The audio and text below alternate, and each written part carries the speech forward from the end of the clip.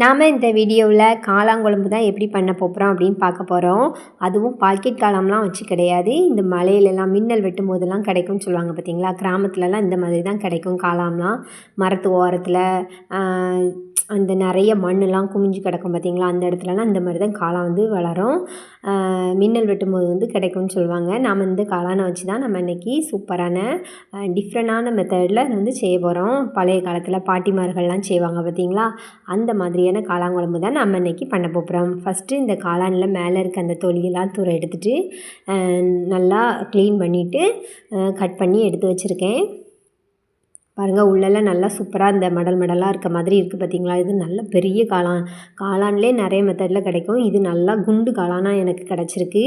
தென்னை மரத்து ஓரத்தில் இருந்துச்சு தான், வீட்டில் பிடிங்கிட்டு வந்தாங்க. இன்றைக்கி நம்ம அதை வச்சு தான் சூப்பராக செய்ய போகிறோம். ஓகேங்களா.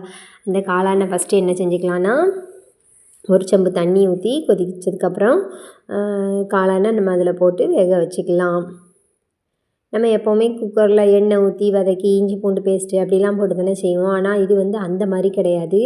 இது வந்து டிஃப்ரெண்ட்டாக இருக்குங்க. இது வந்து பழைய காலத்துலலாம் இப்படி தான் பண்ணுவாங்கன்னு சொல்லுவாங்க. அதே மாதிரி தான் நானும் வந்து இன்றைக்கி செய்தேன். காளான் ஒரு பக்கம் வந்து கொதிச்சிட்டு கிடக்கட்டும். நம்ம அதுக்குள்ளே ஒரு மசாலா பேஸ்ட் வந்து ரெடி பண்ண போகிறோம். கொஞ்சமாக பொடி உள்ளி, ஒரு கைக்கு வந்து தேங்காய், 2 வத்தல், கொஞ்சமாக சீரகம், அதுக்கப்புறம் வந்து கொஞ்சமாக நம்ம என்ன செஞ்சுக்கலான்னா, மஞ்சளை வந்து தட்டி போட்டுக்கலாம். மஞ்சள் வந்து மஞ்சப்பொடி போடாமல் மஞ்சள். இது வந்து பழைய காலத்தில் என்ன செய்வாங்கன்னா, அம்மியில் வந்து அரைப்பாங்க.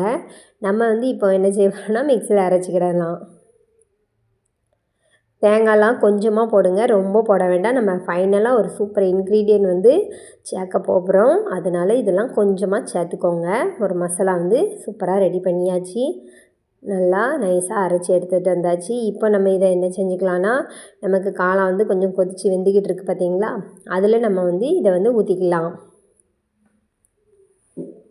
உங்கள்கிட்ட மஞ்சள் அப்படிலாம் இல்லை அப்படின்னு நினச்சிக்கோங்களேன், சும்மா பொடியை போட்டுக்கோங்க, ஒன்றும் பிரச்சனை கிடையாது. நல்லா திக்காக இருக்குது, நல்லா கொதிச்சிக்கிட்டு இருக்கா.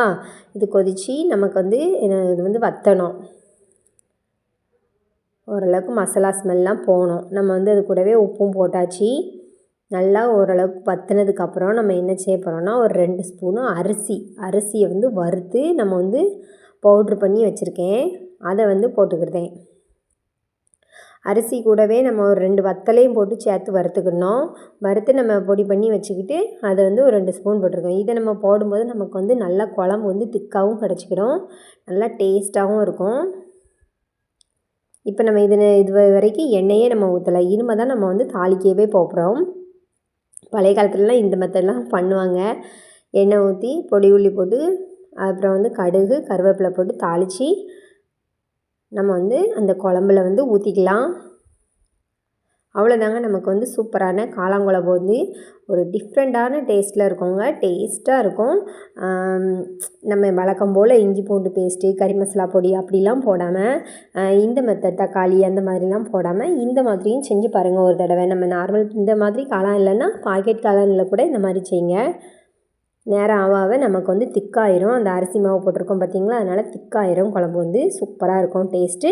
மறக்காமல் ட்ரை பண்ணி பாருங்கள். வீடியோ பிடிச்சிருந்தா லைக் பண்ணிவிட்டு நம்ம சேனலில் அப்படியே மறக்காமல் சப்ஸ்கிரைபும் பண்ணிக்கோங்க. தேங்க்ஸ் ஃபார் வாட்சிங்.